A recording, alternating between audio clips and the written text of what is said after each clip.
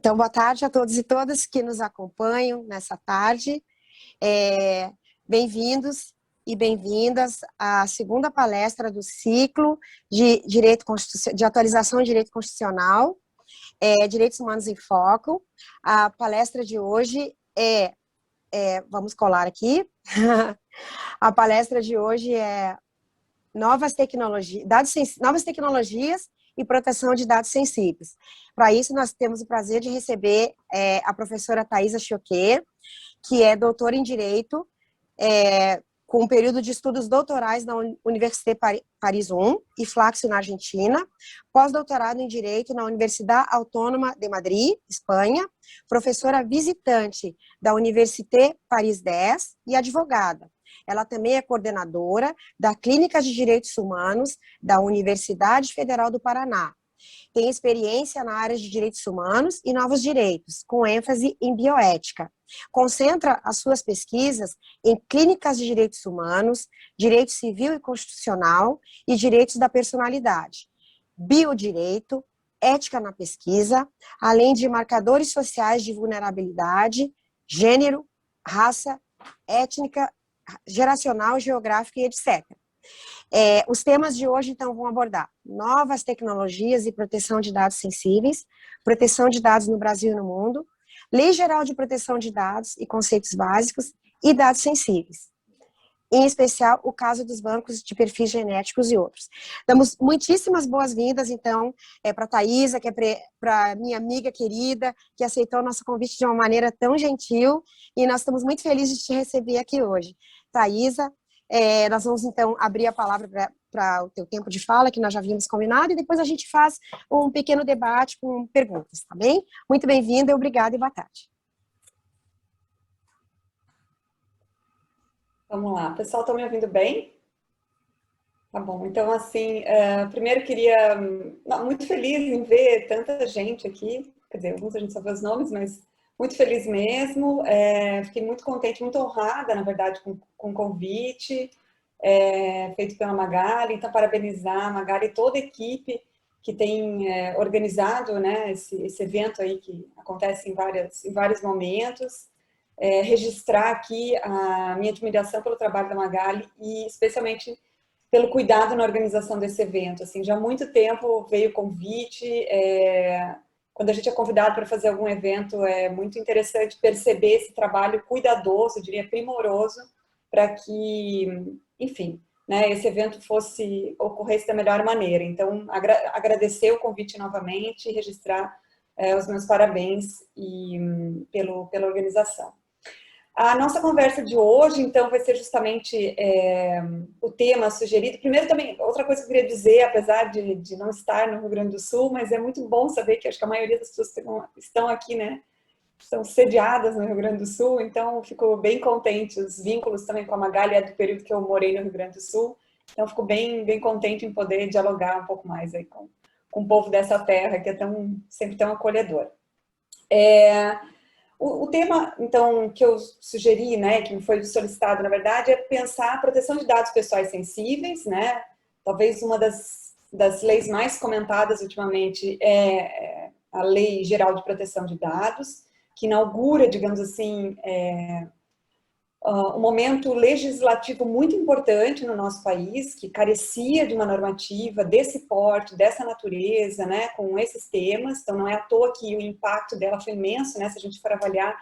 Não é uma lei assim que surgiu, ela modificou estruturas de escritórios, ela modificou a rotina de empresas, enfim, o impacto dela é imenso e eu diria que ela está no início, né, porque, enfim, nem bem toda a estrutura da Lei Geral de Proteção de Dados está concretizada, digamos assim, mas tem muitas coisas aí para a gente discutir. Eu queria tratar especificamente da questão da proteção de dados sensíveis, então já faço uma delimitação do campo aqui, né? Não vou trabalhar com proteção de dados em geral, a ideia é a gente, né, atacar, digamos, esse tema específico dos dados sensíveis, esses dados, o que são esses dados sensíveis, já antecipando, né? Os dados, em geral, biológicos, de saúde, que podem gerar, né, discriminação ou que estão, digamos assim, associados a uma questão de vulnerabilidade, né? Então, a identidade sexual, de gênero, essas questões, né?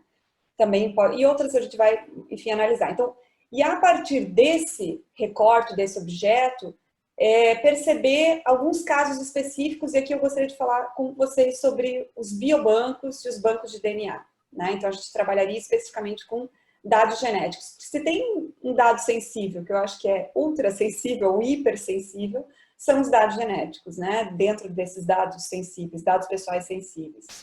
E entender como eles estão regulados ou não estão regulados nessa legislação. Então, na verdade, eu gostaria de enfrentar com vocês aqui o que eu acho que é um gap, inclusive, e um desafio jurídico, né? Não é dizer que a lei não é boa, que a lei é ruim, já antecipo isso, né? Não é uma crítica à legislação, mas é mostrar nesse cenário legal onde que está o gap sobre a regulação de bancos de perfis genéticos, ou bancos de DNA, ou biobancos, onde, em geral, essas informações genéticas são acessadas, armazenadas, processadas, eventualmente anonimizadas ou não, né? E toda essa discussão, tá bem? Eu preparei alguns slides, eu vou tentar me organizar com eles aqui, tá? Eu vou compartilhar a tela com vocês e a gente dá início. Se tiver alguma questão, eu peço por gentileza que vocês... Algum problema na... Deixa eu ver aqui. Estamos vendo. Tá bem, na transmissão, qualquer coisa vocês me avisem, tá? Eu Tá. enxergo aqui só algumas pessoas, mas eu acho que vocês conseguem... Seria bom se vocês enxergassem a tela e me enxergassem também. Não sei se isso acontece. Pelo que a gente viu, sim, né? Uhum. Então, vamos lá. Então, novas tecnologias e proteção de dados pessoais sensíveis. E aí eu coloquei o caso dos bancos genéticos. Eu coloquei o caso dos bancos genéticos como algo assim, uma expressão genérica, mas no decorrer aí da nossa conversa eu vou falar um pouco da distinção entre biobancos e bancos de perfis genéticos, tá bem? Eu não comentei, mas eu acho que vai ter espaço para perguntas, se quiserem fazendo as perguntas por escrito, né? Então, eu acho que vocês já devem saber isso melhor que eu, e no final daí a gente vai ter tempo para perguntas e respostas e conversa, né? Então, vamos lá. A estrutura da apresentação vai ser falar um pouco sobre o panorama legal sobre proteção de dados, um tema que, eu diria assim, tem muito material sobre isso, está bem difundido, eu encontrei até alguns materiais que eu vou compartilhar com vocês, infográficos, bem didáticos, assim, eu acho que se explorou muito bem a parte normativa sobre proteção de dados no Brasil hoje, né, em função do interesse, da urgência, da demanda. O segundo ponto, biobancos e bancos de DNA. Então, falar um pouco dessa realidade, o que são os biobancos e bancos de DNA, que vão, digamos assim, acolher, guardar, né? Eles são guardiões, digamos assim, desse dado pessoal sensível, né? Não só o dado pessoal sensível, mas esse material biológico, material genético, né? E depois falar um pouco dos desafios jurídicos, vou tocar em alguns deles, depois a gente pode discutir outros, né? Então, vamos lá. Proteção de dados pessoais sensíveis, né? Basicamente aqui a gente tem a Lei 13.709, que é a famosa LGPD, como vocês devem saber, ela tem uma inspiração europeia muito forte, né? Quem trabalhou, enfim, um grupo de juristas, dentre eles Danilo Doneda, que é uma referência que eu recomendo sobre proteção de dados, né? Já trabalha com esse tema há bastante tempo, ele tem uma obra, inclusive, sobre o tema de proteção de dados.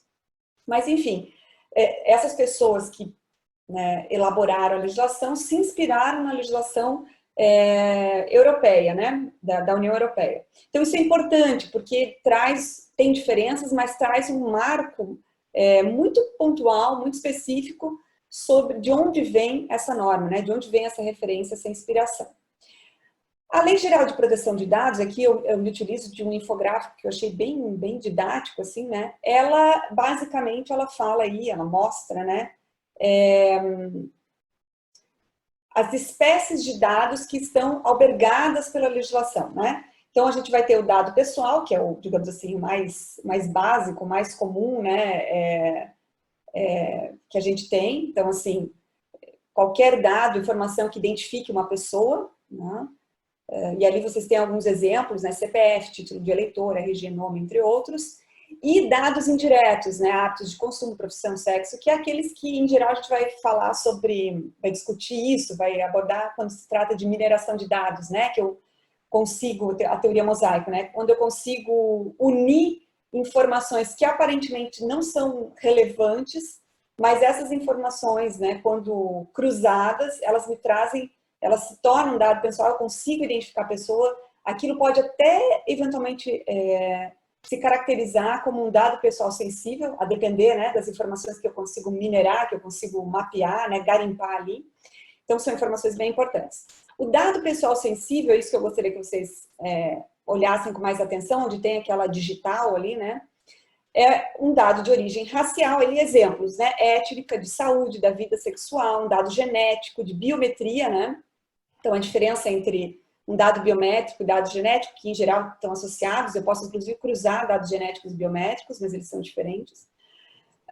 Religião, opinião, política, cor de pele, entre outros, né? Então, e aqui um destaque, né? Dado pessoal inferido também recebe tratamento de dado pessoal sensível, que é aquilo que eu falei. Então, ele não fala diretamente, por exemplo, sobre identidade de gênero, mas por uma prática de consumo, por sites que eu frequento, por informações de cookies, sei lá, eu consigo extrair essa informação e ela vai se tornar, se caracteriza mesmo por inferência como um dado pessoal sensível, né? Dado anonimizado, que é aquele dado em que o titular do dado não pode ser identificado, né? Então, em alguns casos, se a orientação é que haja a anonimização daquele dado, né? Isso é muito comum, inclusive, na área de pesquisa mesmo, né? Com dados humanos, digamos assim, né? Biológicos. Mas em outras áreas. Então, eu vou poder usar aqueles dados, mas eu vou ter que anonimizar, vou ter que dissociar, digamos, né? E o pseudonimizado, né, que é o dado pessoal, por meio de tratamento, perde a possibilidade de ser associado direto ou indiretamente ao indivíduo, né, a menos que um controlador use uma informação adicional. Então, é quando há esse processamento, né, para gerar essa desvinculação entre o dado e a sua origem, né, a pessoa que é detentora do dado. Tá? Bom, esses aqui são, digamos assim, os tipos de informação, né.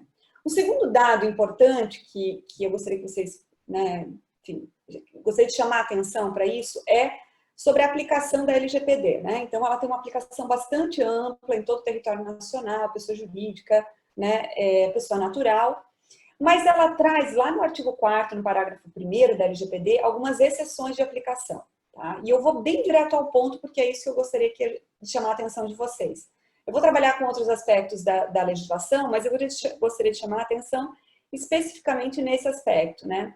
Que a Lei Geral de Proteção de Dados, apesar de ter um amplo espectro de aplicação, lá no artigo 4º, parágrafo 1º, ela vai dizer, bom, em alguns casos, essa lei não se aplica, né? Então, ela vai dizer lá que ela não se aplica, estou aqui, ó, né, a cola da lei, né? Não se aplica, por exemplo, ao tratamento de dados pessoais realizados para fins exclusivamente jornalísticos, acadêmicos, para fins de... E aí o que nos interessa no inciso 3º, né? Para fins de segurança pública, defesa nacional, segurança do Estado, letra D, atividades de investigação e repressão de infrações penais. Tá? Então, ao mesmo tempo em que essa lei tem uma aplicação ampla, ela acaba excepcionando o que para mim é uma lacuna, mas que se transforma quase que numa cratera imensa, né? É como se a gente tivesse uma legislação que tratasse de dados pessoais sensíveis, dados genéticos, mas ao mesmo tempo a lei diz, bom, não, nesses casos a gente não trata. E aí a gente vai ter realmente, no meu entendimento, um gap bastante significativo do ponto de vista normativo, né? Isso significa dizer o quê? Que dados genéticos para fins de persecução criminal, né, para fins de, portanto, né, investigação de infrações penais, eles não estariam abarcados pela Lei Geral de Proteção de Dados Pessoais. Bom, porém, e aí a gente vai, né, segue na problematização, no mesmo artigo 4º, né, a gente vai ter o parágrafo 1º que vai dizer o seguinte, então, né, vou me permitir aqui ler para vocês. O tratamento de dados pessoais previstos nesse inciso 3º, que eu acabei de ler, né? E, dentre outros casos, atividades de investigação e repressão, será regido por legislação específica que deverá prever medidas proporcionais, gostaria que vocês grifassem isso, né? Proporcionais, estritamente necessárias ao atendimento do interesse público, observado o devido processo legal, os princípios gerais de proteção da lei, né? E os direitos do titular previstos nessa lei. Então, assim, ao mesmo tempo, e isso a gente pode discutir depois, porque existem pessoas que discordam desse meu ponto de vista, né? Mas ao mesmo tempo que a legislação excepciona, ela diz, olha, dados pessoais sensíveis, né? Que seriam, por exemplo, dados genéticos, que são dados utilizados para fins de persecução criminal, de investigação de crime, essa legislação não se aplica. Porém, ela vai ser regida por uma legislação que deve observar. Então, ela diz, não se aplica a tudo, mas os princípios gerais constantes nessa legislação devem ser aplicados, né? O critério de proporcionalidade, que é necessidade, né, como consta ali na normativa, né, a ideia de estritamente necessários e proporcionais, isso deve ser observado, né? O que é básico, a gente já sabe, devido ao processo legal, etc. Né? Então, aqui a gente vai ter digamos assim, um mando normativo para que qualquer lei, né, qualquer norma que for regular esse tema tem que observar esses princípios. Por isso que vai fazer sentido a gente olhar para quais são os princípios para o tratamento de dados pessoais que constam na LGPD. E aqui existem, se vocês estão visualizando, né, alguns desses princípios, né? Vejam, vou destacar alguns. O segundo ali, não discriminação.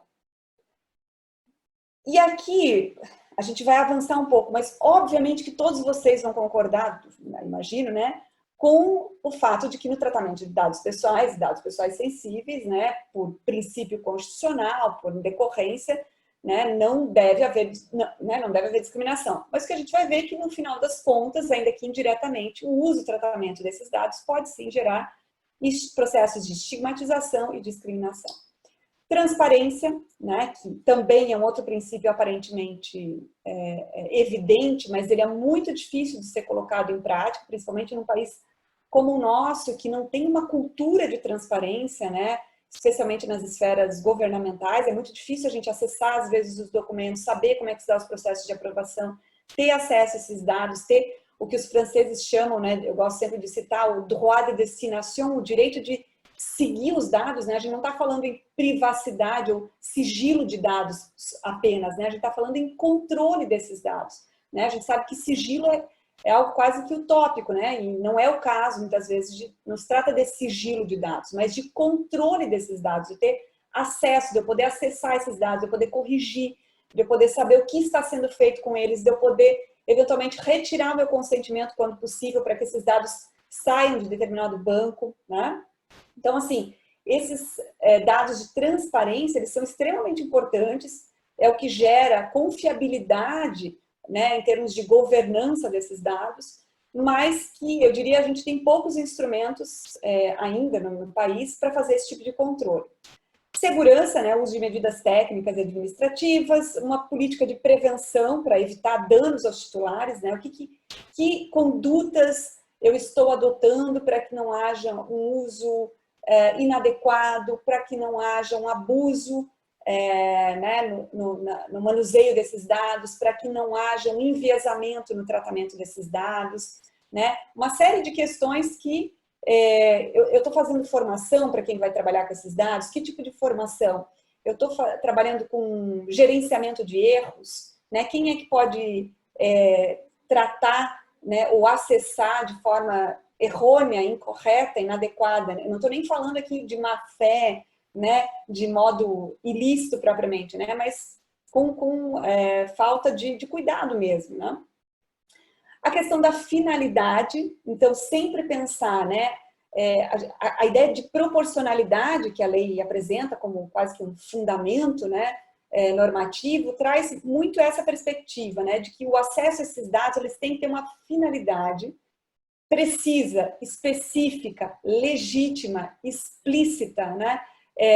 Não pode ser uma finalidade ampla, não explicitada, é o que a gente chama de um cheque em branco, né? Eu consinto, então, para que acessem os meus dados e eles podem ser usados para essa pesquisa ou para esse fim, depois para outro, né? Não.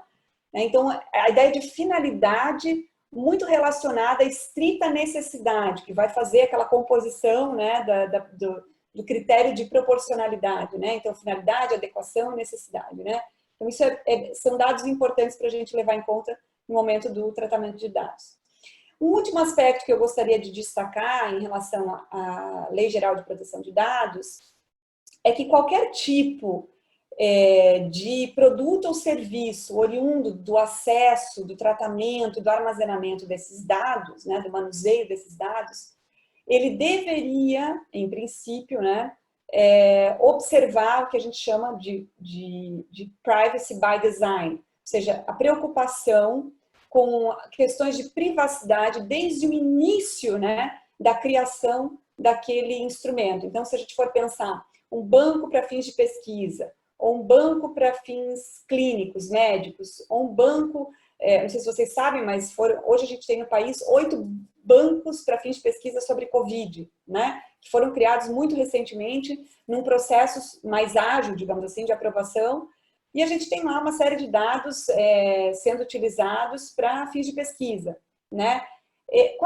Houve uma preocupação em termos de privacidade, né, no momento de criar esse banco? Que preocupações são essas, né? O que foi observado, né, em termos de privacidade na origem, digamos assim, né? Ou como chama, né? Privacidade como padrão, né? E não pensar, digamos assim, a proteção da privacidade a posteriori, ou quando já ocorreu o dano, ou quando houve a violação do direito, né? Então, assim, pensar essa questão da privacidade como algo inerente a qualquer tipo de acesso, de tratamento, de criação de um produto ou serviço que se utiliza de dados pessoais, tá bem? Eu acho que, assim, esse é o nosso, digamos assim, panorama mais geral que eu queria falar da lei, destacando o artigo 4º, né? Depois eu posso comentar algumas outras coisas, a gente pode deixar aqui, tem capítulo especificamente de dados pessoais sensíveis, a gente pode discutir um pouco mais isso, mas eu gostaria de avançar para o segundo ponto em função do nosso horário, né? Então, assim, a gente tem uma normativa sobre proteção de dados e sobre proteção de dados pessoais sensíveis. Ela excepciona, digamos assim, a aplicação disso para os bancos para fins de persecução criminal, mas ela se aplica aos demais bancos, se a gente for pensar bancos para fins de pesquisa, por exemplo, né? O que eu gostaria de propor aqui para vocês é um pouco como que a gente pensa, né? Eu acho que a maioria aqui é do direito, né? Então, como é que a gente pensa em relação à proteção de dados e, digamos assim, finalidades de investigação criminal, como é que a gente pensa a relação entre o direito penal e o direito civil, né? Principalmente nós que somos formatados desde os bancos acadêmicos, né, a pensar de maneira muito cindida, eu diria assim, a relação entre direito público e direito privado, né? Como entender, como compreender a relação entre essas duas áreas que pouco se dialogam a partir de uma lente constitucional, a partir de uma lente dos direitos fundamentais, tá bem? Que, no meu entendimento, estão aí previstas, né, na LGPD, tá? Se vocês olharem, retornar um pouquinho, se vocês olharem os fundamentos da LGPD, né, lá no artigo 2º, né, vai falar em respeito à privacidade, autodeterminação informativa, liberdade, livre concorrência, enfim, vai ter uma série de questões, intimidade, honra. Então, assim, a legislação já traz todos esses princípios, garantias, direitos fundamentais previstos na Constituição e mesmo, sei lá, a gente poderia pensar no Código Civil, lá nos direitos da personalidade, por exemplo, né? Então, a própria LGPD, ela é como se fosse um ponto de contato, eu diria assim, entre, digamos, o direito público e o direito privado em relação à proteção de dados, tá? Ao menos em parte. Então, vamos lá. Aqui eu trago um pouco... Eu estava enrolada na coberta. Eu acho que tem um... É só pedir para quem entrou agora desligar o microfone, por gentileza. Seguimos. Eu acho que é a Camila. Acontece. Gente, uma vez eu entrei também numa reunião e foi uma coisa, assim, depois que eu vi. E pior é que às vezes fica o nosso nome piscando na tela, né? A pessoa que está se interrompendo. Mas vamos lá. Então, aqui eu trago para vocês a imagem de um biobanco, né? Para a gente ver Eu gosto dessa imagem porque ela mostra, assim, a grandiosidade, né, dos biobancos e dos bancos de DNA, de materiais genéticos, né?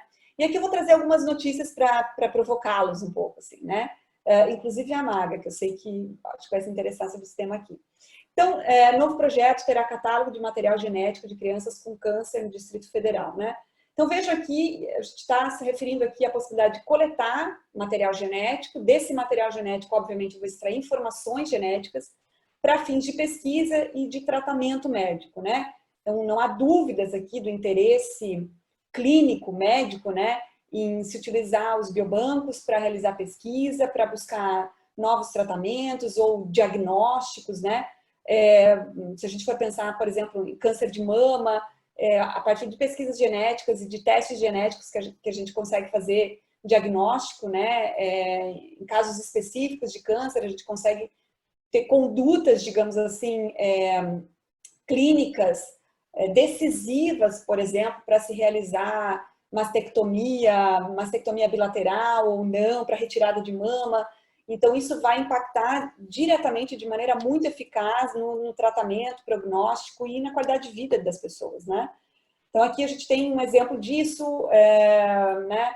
Vocês devem ter ouvido falar, do exemplo que eu estou falando de câncer de mama, o caso da Angelina Jolie, né? O BRCA1 e 2, que são testes genéticos que a gente faz para identificar a probabilidade, né? O grau de probabilidade de desenvolver essa doença, né? Tem toda uma discussão aqui, a gente pode também fazer no final, sobre medicina preditiva, preventiva, curativa, né? Então, a gente também tá nesse campo aqui. Uma outra questão que lanço aqui para vocês irem refletindo até o final, talvez, da nossa conversa, né? É a possibilidade de cruzar dados, dados sensíveis, dados de saúde, com dados pessoais mais gerais, assim, né? Então, alguns dizem que é teoria da conspiração, outros dizem que não, que os grandes players, digamos assim, né, no campo das redes sociais, dos grandes softwares, enfim, que acessam e que têm um banco de dados imenso, estão interessados também em bancos na área da saúde das pessoas, em bancos com dados biológicos, né, para não dizer só dados genéticos, né? Então, cruzar esses dados, né, dados pessoais com dados de saúde, né, vocês podem imaginar o impacto e o potencial que isso gera, né, o poder que se tem, né, na era da informação que a gente está, né, de deter, né, esses dados, né. Então, aqui também uma questão para a gente pensar, né. Uma outra reportagem de 2019 da BBC é como empresas estão ganhando dinheiro com o seu DNA. Então, vocês já devem ter ouvido falar, já devem ter realizado, em alguns países isso é mais comum, outros não tanto, né, você poder fazer testes genéticos de casa, né? Em alguns países isso é proibido, na França, por exemplo, mesmo o tal do teste de DNA, de investigação de paternidade, né? Aqui no Brasil é aberto, qualquer pessoa pode fazer, mas tem toda uma discussão sobre como é que é essa coisa de ter acesso direto, pelo correio, digamos assim, né? Para se fazer um teste genético, né? E para onde vai, digamos, essa informação, né? Eu estou cedendo o meu material biológico, eu estou adquirindo, digamos assim, uma informação que eu quero, às vezes de ancestralidade, em geral é isso, né? E para onde que vai essa minha informação, né? Então, muitas vezes nós, enquanto consumidores, cedemos esse nosso material de maneira muito, talvez ingênua até, né? Sem perceber, digamos assim, o que está por trás disso, tá?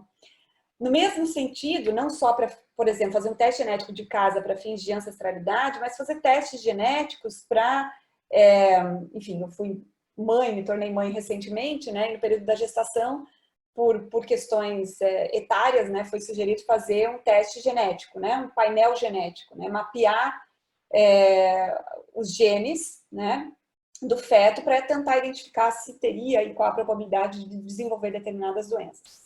E aí eu vou fazer aqui um relato pessoal, né? Então, assim, eu vou basicamente no laboratório e lá tem um termo de consentimento e nesse termo de consentimento lá no final eu não tenho opção, é quase que um contrato de adesão, assim, com o banco, sabe? Eu não tenho opção de dizer, não, não quero ceder meu material genético para o banco X. Primeiro que o banco não fica no Brasil, ele fica nos Estados Unidos.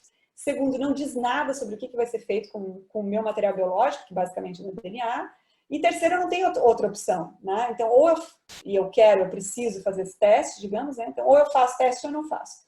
Então, basicamente, hoje, por exemplo, meu DNA deve estar circulando em algum lugar que eu não sei onde, né? E aí, é como um pouco com as redes sociais, né? Com o WhatsApp, você precisa, você vai lá e aceita os termos, né? Que aparecem, e é isso, né? E a gente não sabe muito bem como é que as coisas se desenrolam. Pois bem, então aqui nessa reportagem ela problematiza um pouco isso, né? E traz casos reais, assim, né?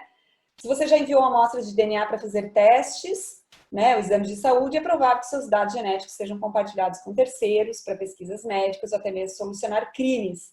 E aqui eu gostaria que vocês grifassem isso, né? Então, eu cedo meu material para fins de ancestralidade ou para exame de saúde de um filho, por exemplo, ou pessoal, e esse dado ele pode ir para para um laboratório, pensem vocês, um laboratório que faz pesquisa médica, ou para solucionar crime, tá? E aí, a reportagem, eu posso depois, se for o caso, passar o link para vocês, mas enfim, a reportagem vai falar como isso acontece com várias empresas, em vários casos, nos Estados Unidos, em outros lugares, tá bem?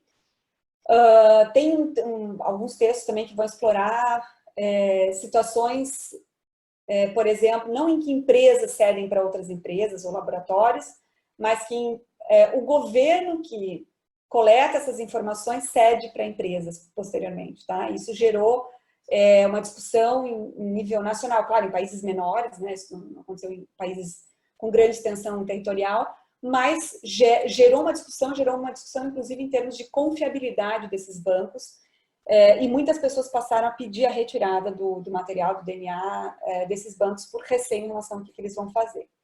Mas vamos lá, no campo da medicina, dos biobancos, e disso que a gente está falando, né, de ceder esses nossos dados pessoais sensíveis, digamos, autonomamente, né, ninguém está retirando, em princípio, né, sorrateiramente, né, a gente está lá cedendo material, a gente assina em tese um termo, a gente pode discutir, né, o que fazem com isso depois, tal, mas em princípio tem aí o nosso processo de consentimento, né, e para que isso, né, uma das grandes promessas dos biobancos, ou dos bancos para fins de pesquisa em saúde, né, clínica, é criar o que eles chamam de uma medicina personalizada. Então, pensar...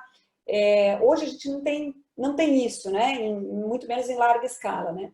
Mas a promessa desses bancos é que a possibilidade de fazer pesquisas em larga escala, numa quantidade assim, exponencial, né, eu associo o armazenamento de material biológico em grande escala com tecnologias da informação que me permitem fazer análises a uma velocidade muito mais rápida do que a gente fazia anteriormente. Então, obviamente, a promessa em relação de resultados clínicos ela é muito expressiva nesse campo, tá?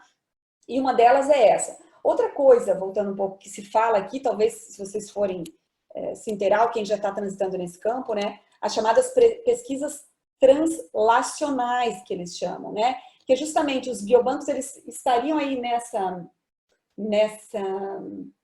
digamos assim, com essa finalidade de aproximar aquela pesquisa high-tech de ponta em genética, lá do laboratório, com, em tese, o atendimento àquele usuário do Sistema Único de Saúde, que está lá na ponta e que muitas vezes não tem acesso a essa medicina personalizada de ponta, né? Então, um pouco o que se diz é que o armazenamento desse tipo de informação, desse tipo de dado, né, tão personalíssimo, né, que a gente chama no direito, pode oferecer em termos de medicina, em termos de saúde, tá? Como é que a gente poderia qualificar? Desse slide que eu gostaria de chamar a atenção aqui da última parte, né? O acesso à informação genética, esse tipo de dado, né, pessoal, ele pode ter finalidades distintas. Isso a gente tem que ter em mente de forma muito clara, assim. Então, no Brasil, acho que a gente mais conhece é o tal a investigação de paternidade lá do Ratinho, né? Para quem é mais velho, eu não sei se existe esse programa ainda, mas, de fato, esse programa, ele difundiu esse tipo de exame, né? Então, o que mais conhece no Brasil é o exame de paternidade, o teste genético de paternidade. Mas a gente pode acessar, né, testes genéticos e dados genéticos para outras finalidades. Então, para encontrar, né, desaparecidos, para identificar desaparecidos digamos assim, em acidentes aéreos, isso é bastante comum, ou desaparecidos políticos, né, a questão das avós, né, da abuelas da Plaza de Mayo, lá da Argentina, que a Argentina acaba tendo uma tradição muito forte nesse tipo de identificação a partir de DNA, para fins de política de imigração, em alguns países como França e Espanha, se colocou em algum determinado momento projeto de lei, ou mesmo, enfim, né, proposta legislativa de que as pessoas que ingressassem no país apresentassem um teste genético para demonstrar relação parental, para poder, de fato, ingressar e morar lá naquele país. Toda uma discussão em relação a isso, mas o que mais nos interessa aqui são esses dois últimos itens que eu deixei grifado, que é basicamente pesquisa, né? Então, o uso desses dados para fins de pesquisa e medicina e o uso desses dados para fins de política criminal, tá? Em todos esses casos, pessoal, a gente vai estar tratando de dados pessoais sensíveis, tá? Mas eu não vou trabalhar tudo, então eu escolhi esses dois temas. Que, como vocês já perceberam, apesar deles serem tratados, e aqui reitero o que eu mencionei antes, né? Como áreas que não dialogam, como áreas que não receberão o mesmo tratamento jurídico, como áreas que são tratadas em campos distintos, muito distintos, um se refere à área do direito penal, o outro diz respeito, sei lá, ao direito privado, ao direito à privacidade, à saúde, consentimento, à autonomia, à autodeterminação informacional. E o que a gente vai ver, como eu já mencionei ali com as notícias, eu não tinha essas notícias antes, então quando eu falava isso, as pessoas achavam que eu estava enlouquecendo. Mas agora a gente tem notícias para mostrar que esse tipo de cruzamento entre esses bancos, ele de fato ocorre, né? Não é ele não está mais no campo da possibilidade apenas, tá bem? Então, realizar um olhar, né, uma abordagem, um tratamento jurídico separado, me parece que é um erro quase assim grosseiro, tá, em relação a essa questão. Então, vamos lá. Quando a gente fala de dados pessoais sensíveis para fins de persecução criminal, é um pouco essa imagem que vem, né, muitas vezes à nossa mente, né? E isso tem um nome, inclusive, na literatura mais sociológica, né? O fenômeno CSI, né? Então, quando eu penso em dado genético, como eu vou lá retirar, então vai ter toda uma equipe hipercapacitada num laboratório super, todo mundo qualificado e vai identificar, né, o autor do delito e deu match, e quando dá o match, então eu tenho, né, a culpabilidade, o sujeito vai ser punido, e aí solucionamos um delito. E aí o argumento que segue esse é um excelente instrumento no combate à criminalidade, né? É um excelente instrumento para acabar com os erros do judiciário, importante destacar isso aqui, esse é um argumento que aparece, inclusive, no processo no STF, que eu vou comentar mais para frente, né? Então, como se essa tecnologia viesse para acabar com os erros do judiciário e para acabar com a criminalidade, tá? Grosseiramente, e não nesses termos mesmo é que o argumento aparece nessa discussão, tá? Quando a gente fala, então vamos esquecer que bancos para fins de pesquisa, né, que eu mencionei antes, que você vai lá, né, cede o seu material, etc. Né? Então, para uma pesquisa, num hospital, com um médico, etc. Aqui a gente está falando de coleta na cena de crime e de uma coleta de um suspeito. Vocês estão vendo ali a outra imagem, né, de um swab, que é um cotonete um pouco mais longo, em que eu faço a coleta. E aí eu faço o cruzamento dessas informações. Então, vamos pensar aqui. Um banco dessa natureza, um banco de perfis genéticos, como a gente chama, né? Quando ele só tem, digamos assim, uma importância de fato, quando eu tenho a possibilidade de cruzar esses dados, né? De suspeitos com dados de cena do crime. Porque imagina também, se eu tiver só dados de cena do crime e eu não tiver com quem comparar, com que pessoas comparar, obviamente a relevância dele diminui, né? Então, eu só vou ter dados de cena do crime. No máximo, eu vou poder cruzar, né, esses dados genéticos com outras cenas de crime e eu vou poder saber que uma mesma pessoa, ou seja, o mesmo DNA, esteve em várias cenas de crime diferentes, né? Então, assim, sei lá, em vários momentos, em vários lugares, isso pode acontecer. Mas tem importância a gente ter uma coleta, né, desse suspeito, de um padrão, de uma referência, que a gente chama, né, para poder cruzar, né, essa informação. E aí eu vou saber, por exemplo, se aquele DNA que estava na cena do crime tiver um match com um suspeito, isso me ajuda em termos de investigação, né? Não significa, por exemplo, que aquele DNA é realmente o DNA do autor do delito e que eu tenho ali um caso resolvido. Não, está muito longe disso. Mas ele tem uma importância significativa. A gente costuma dizer que o DNA nesse campo ele é muito mais preciso do que outras provas, né? Ele tem um grau de precisão e segurança em relação a outras provas, isso de fato é verdade, né? Então aqui um pouco um quadro que mostra, digamos assim, esse processo, né? Isso é muito interessante do ponto de vista do tratamento de dados, né? Como é que um sangue, ali no canto esquerdo, né? Uma amostra de sangue ou de saliva, se transforma, né? Nesse que tem no canto né, no extremo canto direito ali, um código de barras, né? Como é que é esse processo, né? Então, a Lei Geral de Proteção de Dados, ela nos ajuda, de certa maneira, a olhar, enxergar isso que está por trás, digamos assim, da coleta, entre o sangue e o processo penal, ou entre o sangue, né, e em uma determinada investigação. Ou seja, existe todo um processamento, uma interpretação, o uso de tecnologias, o uso de metodologias, insumos tecnológicos, empresas imensas que fornecem esses insumos, né?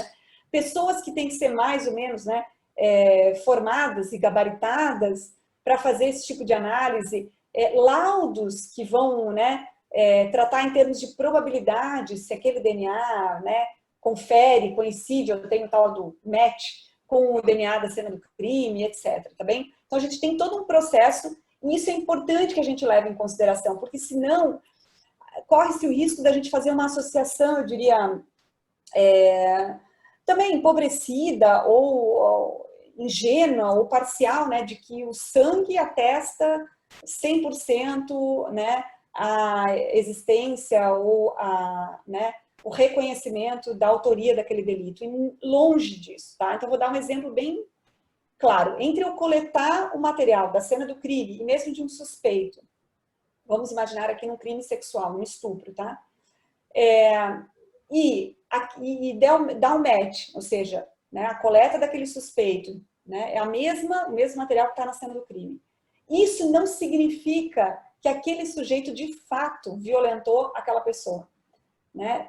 Porque eu tenho que avaliar se ele teve uma relação sexual, eles tiveram, por exemplo, uma relação sexual anterior àquele crime que foi consentida, né? Se de fato não, ao contrário, é a pessoa que, né, violentou, estuprou, né, aquela outra pessoa e por isso... Mas assim, isso eu vou ter que averiguar num cenário mais amplo de outras provas, de outros dados, novamente, em termos de probabilidade. Por isso que a literatura sobre o tema vai dizer, a gente não pode elevar o DNA ou tratar o DNA como rainha das provas. Essa é uma expressão que eu acho muito boa. Ao lado da expressão fenômeno CSI, eu acho que essa expressão rainha das provas, ela é muito importante. Existem legislações estrangeiras que proíbem isso expressamente. A gente não tem isso no Brasil. Então, nada impede, por exemplo, que eventualmente, né, algum magistrado entenda, Ministério Público, enfim, que o fato de eu ter um DNA, por acreditar que o DNA é uma prova infalível, por acreditar que o DNA atesta em probabilidade 99,9%, portanto, né, aquele suspeito é de fato o autor do delito, e com base nesse tipo de raciocínio silogístico mais inadequado, possa, então, erroneamente condenar aquele suspeito, né? Aqui, então, uma imagem do que é um perfil genético, isso que é bem importante. A gente pode não entender nada do que significa essa imagem, né? Os peritos gostam de mostrar essa imagem, eu acho que ela é muito didática, explicativa, de fato, porque ela mostra que um perfil genético diferente de um dado genético, né, para a área da saúde, por exemplo, ou de pesquisa, eles são muito diferentes. O perfil genético, de fato, a rigor, a priori, ele é isso. Um dado alfanumérico, ele vai mostrar isso, assim, determinados lugares do DNA que tem uma certa expressão, uma certa recorrência, né, e que são muito raros na população e que, portanto, eu consigo identificar uma pessoa singularmente. Eu não vou ter duas pessoas com esse mesmo perfil genético, tá? Então, por isso, a precisão desse exame. A gente pode fazer uma discussão depois disso em termos de genética populacional, a gente pode discutir outras coisas, mas a rigor é isso, né? Então, o perfil genético é isso. Ele não me traz aqui, vejam, nessa imagem, eu não tenho dado a rigor sobre cor de pele, cabelo, se tem covinha. Eu não tenho outros dados que a gente chama de fenotípicos, certo? No entanto, eu faço uma ressalva aqui, a gente pode discutir isso depois lá. Estou deixando várias deixas, né?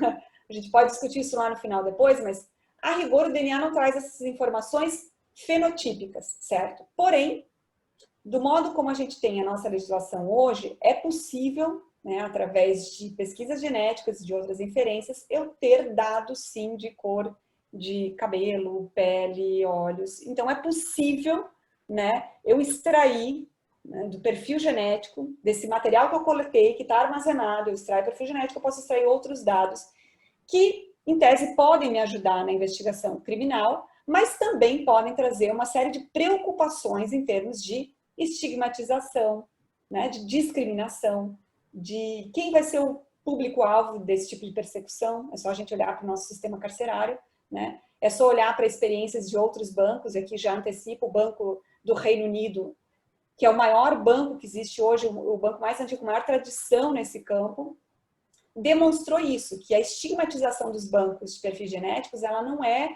uma falácia, ela não é uma possibilidade, ela é real, né? A gente tem no Reino Unido o dobro de negros, né, de perfis genéticos de negros armazenados nos bancos, proporcionalmente à quantidade de negros na população. Né? Então, é nítido que eu tenho um viés aqui. O que alguns, né, mais defensores, digamos assim, de um uso mais amplo dessa tecnologia vão mencionar? Eles vão dizer, bom, isso não é um problema da tecnologia em si. Isso é um problema do sistema de justiça, isso é um problema social, né? Mas aí a gente pode também discutir isso depois, mas aí é uma questão de olhar para a tecnologia e perceber que nenhuma tecnologia é neutra, nenhuma tecnologia genética, nenhuma tecnologia de identificação e persecução criminal, né?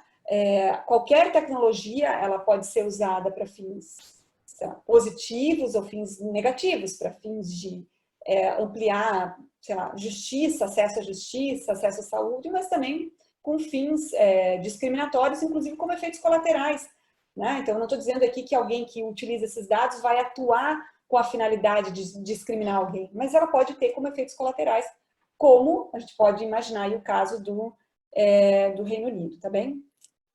Então, aqui eu queria deixar bem claro e agradecer as minhas alunas que me ajudaram a fazer eu jamais conseguiria fazer esse negócio aqui, tá? Essa imagem que mostra, digamos assim, a ideia dessa imagem aqui é mostrar essa relação que pode não ser evidente, principalmente para quem é da área do direito, que costuma olhar isso aqui como coisas completamente distintas, mas que é possível, sim, a gente pensar uma relação entre os chamados biobancos, bancos que armazenam, eu gostaria de grifar aqui, ó, material genético, molécula inteira de DNA, né, que tem maiores possibilidades de pesquisa, então, né, que tem o material biológico, né, do sangue, da saliva, da pele, partes de órgãos, células tumorais, fio de cabelo, bancos que armazenam esse material e que tem amplas possibilidades de pesquisa e que o acesso ao DNA, eu diria para vocês, é praticamente amplo e restrito, né? E os bancos de perfis genéticos, que na verdade, em princípio, tem uma finalidade mais restrita, né, para fins de persecução criminal, que o dado genético aqui, ele é mais restrito também, o que se tem aqui é o perfil genético, aquele chamado código de barras, né, mas que ao mesmo tempo, como eu falei para vocês, existem já tecnologias que me permitem acessar outros dados fenotípicos e que também, para um banco de perfil genético, que eles se comunicam de maneira indireta, mas na verdade, digamos, o banco de perfil genético está ligado ao Ministério da Justiça, à Polícia Federal, aos institutos de genética forense, e os biobancos estão lá na outra ponta, vinculados a hospitais, a universidades, a institutos de pesquisa, né? Então, a rigor, de fato, eles não deveriam se relacionar, eles têm uma realidade muito distinta e finalidades distintas. Mas o que eu quero dizer é que é possível, sim, né, esse tipo de cruzamento, esse tipo de relação, tá? Não só entre os bancos e entre os dados, mas no próprio, né, na realidade dos bancos de perfis genéticos, eu acessar dados, como eu mencionei antes, fenotípicos, tá bem? E aí, né, resumindo ali a questão em termos de riscos e benefícios que eu já havia comentado para vocês antes, tá bem? Em relação a esse tema, é importante citar o recurso extraordinário 973-837, né? Para quem é do direito gosta desses dados e processos, né?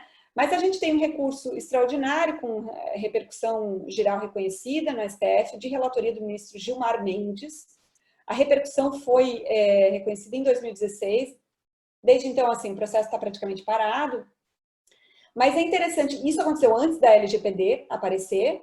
Então, até então, a gente tinha uma discussão em um nível sobre esse caso. E hoje a gente vai ter uma discussão em outro nível, porque a gente tem uma legislação super importante, que é a Lei Geral de Proteção de Dados. Lembrando, a rigor, ela não se aplica a isso. Então, eu posso utilizar o seguinte argumento. Não importa a LGPD para bancos de perfis genéticos, ela não se aplica. Mas lembra né? Eu mencionei o artigo 4º, parágrafo 1º, que no meu entendimento, parte da LGPD, e parte importante da LGPD, se aplica a esse caso, que são seus princípios, e aí eu tenho uma virada jurídica, assim, normativa radical, porque antes eu estava em terra de ninguém, não tinha nenhuma norma, e agora eu tenho princípios fundamentais, assim, importantes para regular isso. O que esse recurso extraordinário de origem lá do Estado de Minas Gerais, não vou entrar nos dados específicos do caso, mas basicamente ele questiona a lei que criou o Banco de Perfis Genéticos, né, de 2012, 2654, lei 2654, que cria os bancos de perfis genéticos, determina a coleta compulsória, né? Então, em alguns casos, a pessoa tem que ceder, de fato, o material genético para fins de persecução criminal, seja porque ela está presa, seja porque ela é suspeita de um determinado delito. Tá? Então, ali já começa uma série de questões que a gente pode discutir. Tem um artigo do Vitor Richter, que é ali do Rio Grande do Sul, inclusive, um antropólogo. Eu não sei se esse artigo dele é em coautoria com uma outra antropóloga ali do Rio Grande do Sul, que é a Cláudia Lee Williams, da Fonseca. Ambos são ali da URGS. E eles têm um texto primoroso sobre como vinha sendo feita a coleta em massa de DNA nos presídios. Tá? É assustador, o relato é assustador mesmo, acho que a palavra é essa, né? Então, que tipo de controle e como é que está se dando de fato, né? Quem sabe isso? Quem está acompanhando? Que nível de transparência a gente tem nesses casos? Mas, bom, fechando parênteses, a gente tem esse caso, esse processo, então essa lei está hoje no STF, né? Sendo discutida a sua constitucionalidade. É constitucional, né? E aí, esse trecho aqui que eu grifei algumas palavras que vocês estão vendo, é justamente da decisão do ministro Gilmar Mendes, que ele coloca nos seguintes termos, eu vou me permitir fazer a leitura, né? Quais são os limites dos poderes do Estado de coletar, né, colher material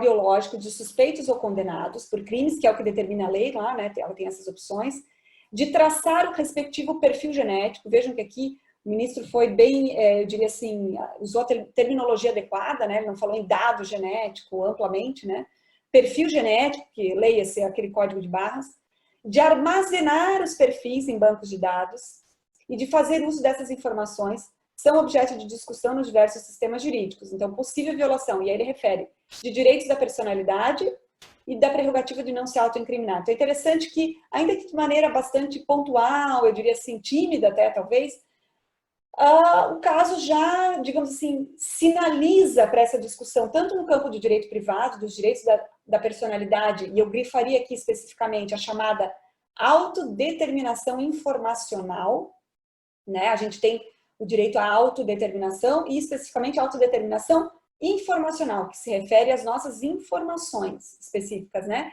Incluindo as nossas informações biológicas ou genéticas, tá? E do outro lado, essa preocupação com não se autoincriminar, que é uma preocupação mais no campo da persecução criminal. Então, a gente, como clínica, aqui eu trouxe uma imagem da equipe que participou, não é um trabalho individual, é um trabalho coletivo, né?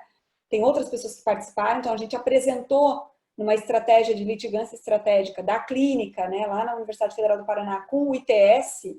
Para quem se interessa sobre dados pessoais, o ITS também é um instituto muito interessante sobre proteção de dados, toda essa discussão, eles são, assim, de fato, o instituto de ponta, ITS Rio chama, tá?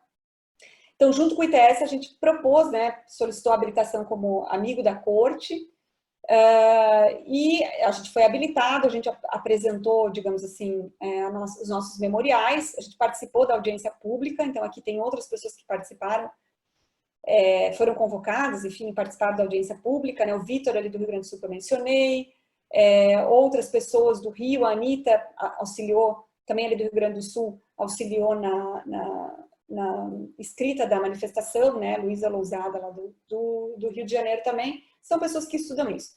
Basicamente, a nossa discussão lá no STF, resumindo um pouco a conversa, né, foi mostrar que quando a gente trata de bancos de perfis genéticos, vejam ali, eu coloquei em duas colunas diferentes, né? Em geral, a gente fala, segurança pública. Então, segurança pública, minha gente, né, vocês sabem bem, ela legitima muita coisa, né? Para acabar com a criminalidade, para fins de segurança pública, interesse público, né? Então, esse argumento ele vai estar muito presente. né? Então, a ideia é que a segurança pública, né, seria superior ao princípio da não autoincriminação que a gente tem na nossa legislação, né? Então, assim, nesse caso, o interesse público, ele tem maior peso e a não autoincriminação, ela vai ter que, né, digamos assim, ceder espaço a isso. No nosso entendimento, no meu entendimento particularmente, a gente não pode colocar essa discussão nesses termos, né? Eu entendo que a gente teria que colocar a discussão na linha abaixo que eu grifei ali em negrito, né? Acho que está aqui, eu não sei se vocês veem a minha flechinha, mas a gente teria que colocar isso em termos de tutela judicial efetiva e autodeterminação informacional e proteção da, né, privacidade, tá bem? Por que eu estou falando isso? Porque a gente não pode usar uma expressão tão ampla como segurança pública e que engloba, né, acabar com a criminalidade, quase como se fosse um instrumento para prevenir novos crimes, né? Isso é um dado muito difícil de identificar, né? Por outro lado, também, então assim, me parece que a gente tem que falar em termos de tutela judicial efetiva, né? Obviamente que quando tem um crime, né, especialmente a vítima, familiares, a sociedade, né, e aí o Estado em seu nome, né, em nome da sociedade, tem o direito e dever, né, de realizar uma tutela judicial efetiva, de fazer, né, a investigação criminal com os melhores, digamos, instrumentos, inclusive tecnológicos, disponíveis. E aí, o uso da genética forense, nesse caso, ele é muito bem-vindo. Mas, por outro lado, a gente não vai falar só em termos de não autoincriminação. A pessoa pode dizer, não, eu não vou ceder o DNA porque eu não quero me autoincriminar, né? A gente tem que falar, além disso, em termos de autodeterminação informacional, ou seja, que questões de proteção de dados, informações pessoais e pessoais sensíveis, a legislação ou uma decisão judicial, num caso específico, né, eu tenho que observar. Né? Independente, eu posso entender que não autoincriminação, do ponto de vista do direito penal, né? Que ela tem, eu posso dar uma interpretação mais ampla ou mais restrita à não autoincriminação. Não sei se vocês acompanham o meu raciocínio. Eu posso entender que, não, eu não tenho o dever de ceder o meu material biológico, porque com isso eu posso me autoincriminar, então eu não vou ceder. Eu tenho direito, como as pessoas na CPI, né, têm o direito de permanecer caladas, né? Tá bom? É um pouco esse o exemplo. Como no teste do bafômetro, eu tenho o direito de não fazer o teste do bafômetro, né? Porque isso afetaria o meu direito fundamental à não autoincriminação. Eu até posso fazer essa interpretação, ou eu posso dizer não, nesse caso não é autoincriminação, porque aí a pessoa vai estar se escondendo embaixo de uma prerrogativa e vai evitar e vai impedir uma investigação, uma persecução criminal. Eu estou impedindo uma persecução criminal. Eu posso fazer essa interpretação também, né? Eventualmente, como muitos países fizeram. Só que, em geral, as melhores legislações de outros países, quando permitem, né, a coleta compulsória desse DNA, o fazem protegendo privacidade, intimidade e o que diz respeito à autodeterminação informacional. Tá? E isso que é o mais difícil, porque isso exige uma interpretação, se a gente for pensar numa decisão judicial, mais ampla em conexão com a LGPD, com o direito privado, não só com o direito penal. Né? Então, a pessoa vai estar lá no direito penal analisando o delito, ela vai ter que fazer esse esforço, digamos assim, interpretativo, argumentativo, né, na expressão que eu utilizei aqui, pela lente do direito constitucional, mas ela vai ter que fazer esse esforço de, digamos assim, desconstruir essas barreiras disciplinares, epistemológicas ou entre as áreas do conhecimento, para, de fato, né, ser uma decisão, uma legislação que observa esses direitos fundamentais, tá bem? Então, essa é a ideia, né? Eu posso flexibilizar a não autoincriminação, mas essa flexibilização ela tem que ser justificada, proporcional e controlada em todas essas fases que eu coloquei ali no slide, que vocês podem ver, né? Que é a fase de obtenção do material, ou seja, da coleta da amostra, na cena do crime, do suspeito, pensem lá no presídio, né? Como é que é feito isso? Quem é que faz? Tem algum tipo de informação? Tem consentimento? Tem algum advogado acompanhando? Né? Como é que se dá depois a análise desse perfil? Quem analisa? Quem faz o acompanhamento que a gente chama da cadeia de custódia? Né? Vocês devem ter assistido aquele documentário do O.J. Simpson, tem um filme também, né? Inclusive, que vai... Esse caso é um caso famosíssimo, não só pela questão racial que está presente ali, mas também pela questão de como a fragilidade dessa cadeia de custódia, né, que é esse caminho que o DNA, no caso, faz, né, ou fez desde a coleta até chegar no processo penal, né, como essa fragilidade dessa cadeia de custódia pode gerar a nulidade da prova. Gerando a nulidade da prova, simplesmente eu também não consigo, né, digamos assim, utilizar aquilo para, digamos, condenar o suspeito, né? Isso se perde. Todo o investimento que se fez, né, em termos de recursos, de pessoas, de insumos, ele se perde também naquele momento, né? A fase de armazenamento do dado, então aqui um diálogo ainda mais importante com a Lei Geral de Proteção de Dados, né? Porque existem casos, né, houve já casos, e eu posso também fazer uso de uma coleta, de uma análise de perfil e o descarte dele, sem armazenar. Mas como regra geral, o que se quer, né, o desejo que se tem é de fazer a coleta, fazer a análise e fazer o armazenamento. Então, quando a gente entra na fase de armazenamento, a gente tem uma série de outros, digamos assim, direitos e deveres que a gente tem que analisar, né? Porque eu estou colocando aquele dado num banco. Eu não estou simplesmente usando para aquele caso específico e descartando, né? Então, quando eu armazeno um dado, isso gera um risco maior, portanto, gera uma série de deveres, né, de cuidados, de responsabilidade, de proteção de dados maior, proporcional aos riscos aos quais aqueles dados são expostos, tá bem? E, por fim, a fase de valoração da prova no processo penal, né? Que é justamente isso. Então, como é que o magistrado, uma magistrada, né, enfim, a equipe, interpreta aquele laudo? Então, a gente tem uma diferença muito grande nos Estados Unidos, há a possibilidade de questionamento, de apresentação do laudo por parte do perito, né? Aqui no Brasil, não, vem o laudo. Como é que eu interpreto esse laudo? O que significa os 99,9%? Que dados vêm instruindo aquele laudo, né? A pessoa que produziu aquele laudo, ela sabia, no momento que ela analisou o DNA, ela sabia a qual crime aquele DNA se refere? Porque isso pode gerar o que chama-se de viés de análise, de interpretação. Então, imagina, se eu sei que é um caso de estupro de uma criança e que é um sujeito com tais características, que é o suspeito, que foi amplamente noticiado na mídia, etc, etc. Né? Ou não, eu pego aquela análise que a gente chama às cegas. Eu não sei qual é o caso, eu não sei nenhuma característica, eu vou analisar se geneticamente tem um match, né, da amostra do suspeito com a amostra de cena do crime. Né? Então, aqui a gente entra numa outra seara, eu diria assim, quase cada um dessas fases é um mundo de análise que, infelizmente, na nossa legislação atual não foi previsto, não foi observado, não foi abordado, digamos assim, tá? Eu ia fazer uma série de outros comentários, mas eu acho que como o meu tempo já se esgotou, né? Não sei, estou vendo aqui, já se esgotou, já passei dele, né? Mas eu posso, talvez, comentar a partir das perguntas, de outros casos que vocês tenham. Eu ia comentar de gerenciamento de erros também, mas aí eu posso fazer... Taísa, nós não temos perguntas aqui no chat ainda, então se tu quiser continuar um pouquinho, fica à vontade.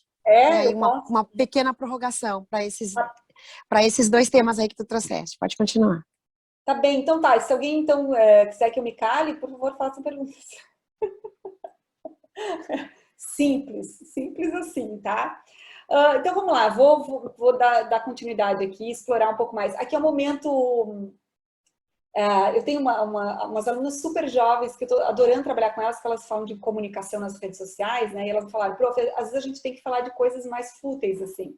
Elas não usaram essa expressão, mas para não ficar muito denso, etc. Então, aqui esse momento, assim, um pouco... Né? Existem vários casos, o do O.J. Simpson, que está ali, né, as manchetes. A gente tem no Netflix os séries, documentários, mas existem outros ali que eu até mencionei, né? Do Amanda Knox é um que tem também no Netflix. Tem um outro, não é aquele How to Get Away with a Murder, mas é um outro, que é um cara, um sujeito... Se alguém souber e quiser colocar ali no chat, ele é um sujeito claro, ele tinha sido condenado, depois ele foi condenado novamente e manipularam o DNA, em princípio, enfim. Uma clínica pegou o caso deles, um baita escritório depois uma advogada super famosa nos Estados Unidos. Então, ele era um documentário que ele vai sendo filmado e ele vai rodando de acordo com a situação, assim, ele ainda está em curso o caso, sabe? Se alguém souber ali e puder compartilhar com a gente, uma série muito boa também, tá? Mas, enfim, tudo isso para discutir com vocês um pouco essa questão do mito da infalibilidade, que está muito presente no legislativo e no judiciário. E isso eu fiz assim, uma análise empírica do caso, não só para a gente escrever os nossos memoriais, mas para identificar, porque me interessa isso como objeto de pesquisa, tá? Então, assim, onde que aparecia no processo essa figura do mito da infalibilidade? Isso era muito evidente, assim, com expressões do tipo, o DNA vem para, de fato, acabar com os erros judiciários, né? Então, essa ideia de que o DNA é a rainha das provas, a gente tem que investir, tem que aprovar, então legitimando o uso amplo e restrito dessa tecnologia. Então, a gente tem que ter muito cuidado em não, nós do direito, né, em não comprarmos esse discurso de maneira acrítica, ou eu gosto de usar a expressão de maneira ingênua. É claro que essa área da ciência, a área da genética, é uma área muito fechada, uma área muito difícil para a gente transitar e dominar esses conteúdos, exige, né, um certo esforço intelectual aí, mas é preciso estar atento a isso. É só olhar para os países que já têm essa discussão nos tribunais há mais tempo e perceber que essa discussão sobre os erros, mesmo com DNA, sobre essa necessidade de gerenciamento de erros, sobre muitas vezes a fragilidade da prova de DNA num determinado caso, isso é discutido, inclusive, no judiciário. Isso é objeto de discussão entre os peritos, tá? Então, isso não está assim... ninguém compra mais no mundo, mesmo... Porque o argumento aqui é o seguinte, pessoal. Os países mais desenvolvidos no globo permitem o uso dessa tecnologia. Por que é que o Brasil não vai permitir? De fato, muitos países permitem essa tecnologia, mas como eu falei antes, com os devidos cuidados à proteção de dados pessoais, né? Com as devidas previsões legislativas, com um tratamento normativo muito minucioso e com um judiciário muito atento e crítico em relação a essa questão. Tá? Então, Thaisa, oi. A Mariana Gonçalves ali contribuiu dizendo que o nome da série que tu estava te referindo é Making a Murderer. Isso aí mesmo. Isso aí, obrigada. Isso aí mesmo, tá? Essa série. Ela é muito boa, ela é mais lenta, ela não é como o caso do O.J. Simpson, que é uma série mais... Enfim, ela é um pouco lenta, às vezes ela pode cansar um pouco, mas ela é muito, muito boa, assim, mostra um pouco isso. Assim. E em outros casos a gente teve o próprio FBI, o próprio judiciário norte-americano, como eu falei, né, peritos reconhecendo, não como uma, digamos assim, jogar, né, a água da banheira com o bebê junto, como se diz, né? Mas que é uma fragilidade, é um problema, uma contingência técnica, né, do conhecimento que vai avançando com o tempo. Então a gente tem que olhar para essa tecnologia com esse olhar mais crítico e olhar os dados que existem sobre isso. Então esse aqui é um material de um perito da Polícia Federal chamado Paulo Akira, lá de Curitiba, e que mostra, num evento nos Estados Unidos sobre gerenciamento de erros ali, né? Eu coloquei gestão de erros, mas basicamente essa ideia. E ele mostra os tipos de erros que podem acontecer, né? Então, assim, vejam que, por que não é infalível? Porque pode acontecer erro. Pode acontecer erro por parte do perito, né? Como eu coloquei ali no caso, por viés cognitivo de confirmação. Então, como eu falei, o sujeito sabe que o suspeito tem aquele perfil que, em tese, teria cometido 5, 10, 15 delitos, do delito específico, etc. Isso pode gerar um viés de análise, né? De várias pessoas que possam estar analisando aquele material, né? De vestígios coletados de maneira incorreta na cena do crime. Então, por isso que a importância de todos os procedimentos operacionais padrão, desse controle da cadeia de custódia, né? Falhas na cadeia de custódia, a ideia de contaminação, um dos casos que eu mencionei ali no slide anterior, era isso, né? Deixa eu ver se eu acho aqui, ó, é o caso da Mulher Sem Face, tá? De 2009 na Alemanha, tá? Não sei se estão vendo ali. Mas era isso, era um caso que vivia aparecendo o DNA, o perfil de uma mulher em várias cenas de crime. Então era como se ela tivesse cometido vários crimes em vários lugares diferentes da Alemanha e depois foi se descobrir que era o DNA de uma mulher que trabalhava né, na fábrica que produzia, não sei se era o suave ou se era algum material. Então, houve uma contaminação. Percebe? Então, vejam isso, quando é que, né, ia se pensar dessa possibilidade. Então, ficou a mulher sem face durante anos e depois se descobriu que ela, né, na verdade, era um caso de contaminação. Vestígio mal interpretado, dados mal interpretados, procedimentos não previstos. Tem ali que está em roxo, né, por fraude. Tá? Então, assim, a gente pode pensar em quem faz a coleta. Quem é a pessoa que faz a coleta? Como é que fez a coleta? Como é que foi? Como é que chega até o... Né? Então, não é desconfiar de tudo, mas a gente que é do direito costuma pensar no que pode dar errado, né? Em tudo que pode dar errado. E tem que pensar mesmo. Então, basicamente isso, né? Então, um laudo falsificado. Em relação ao método, que é algo que a gente desconhece, né, muitas vezes, né? Então, assim, não é coloca o sangue ou a saliva e sai, né, um código de barras, um perfil genético. Existe uma interpretação daqueles dados, dos picos, né, do que todo aquele arsenal, digamos assim, tecnológico, maquinário, né, por onde passa aquelas amostras, ela vai apresentar para os peritos e eles vão interpretar isso. E eles vão interpretar isso com base em pesquisas, em dados de genética populacional, em dados estatísticos, né? Então, pode haver aí erros de medida, erros de interpretação, erros, né, em relação ao método. Então, assim, só para vocês terem uma ideia também, antes, algumas formas de fazer análise de DNA, nesses casos, usavam alguns lugares, alguns que a gente chama de lote, né, de lugares no DNA. Usavam 7, depois passou para 13, depois passou para 20. Né? Por que foi aumentando isso? Para também aumentar o grau de segurança. Né? Então, não dá para eu olhar para essa tecnologia e achar que a gente chegou no topo, né, do desenvolvimento científico. Né? Então, o próprio avanço da ciência mostra que isso é uma constância. E aí, como eu falei também, em azul, ali, limites da tecnologia e dos instrumentos utilizados, tá bem? Então, assim, eu acho que as experiências estrangeiras nos ajudam. Aí, por favor, pessoal aí da organização, me interrompam quando eu tiver que parar de falar, tá? Senão eu vou seguindo aqui. Eu tenho mais 457 slides. Não, brincadeira. Mas, então, assim, é importante a gente olhar para esses outros países, não somente como países que autorizaram o uso da tecnologia, e olhar, não, então, realmente, se a gente quer entrar na rota, né, de uma tutela judicial efetiva, mais efetiva, mais consentânea com as novas tecnologias genéticas, a gente tem que autorizar isso. Não, eu tenho que olhar com cautela sobre isso e pensar justamente como na área, por exemplo, do direito penal, do processual penal, eu vou precisar me recorrer, né, me socorrer, digamos assim, eu vou precisar recorrer, ou me socorrer de uma normativa de direito privado, de direitos fundamentais, de proteção de dados, tá bem? Acho que isso é importante, romper, né, com esse muro, digamos assim, tá? Gente, eu teria muito mais coisa, mas eu acho que vai ficar muito cansativo eu falar de tudo isso. A gente agradece muito, muito, muito, porque nós não podemos nem imaginar, né, o tamanho da vastidão do campo, né? Eu aqui quero agradecer muito a Thaisa, tive a oportunidade, agora vou contar aí o meu relato, tive a oportunidade de acompanhar quando a Thaisa fez a sustentação oral lá no STF, então, assim, é um trabalho muito, muito bonito e, assim, bonitinho ser amiga dela, né?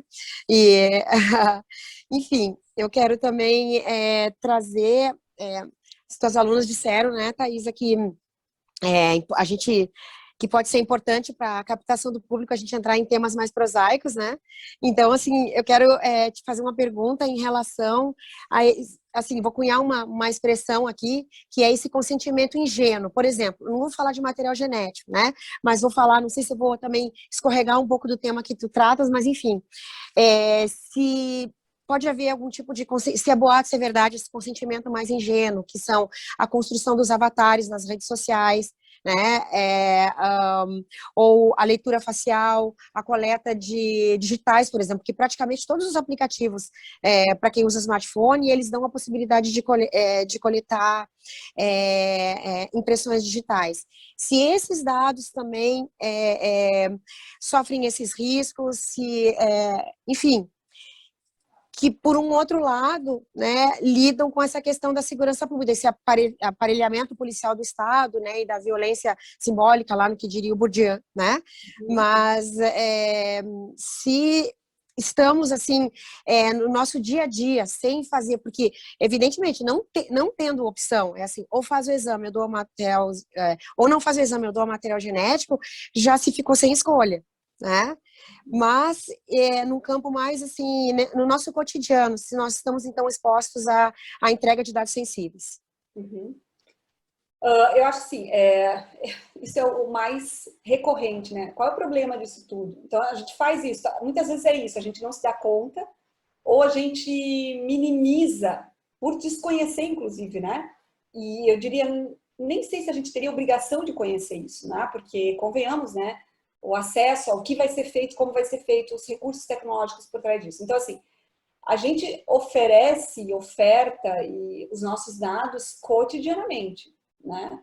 Então, às vezes por prazer, por estar numa rede social, por uma necessidade, então eu preciso me comunicar com as pessoas por meio desse instrumento. Todo mundo se comunica por WhatsApp, como é que eu não vou ter WhatsApp, né?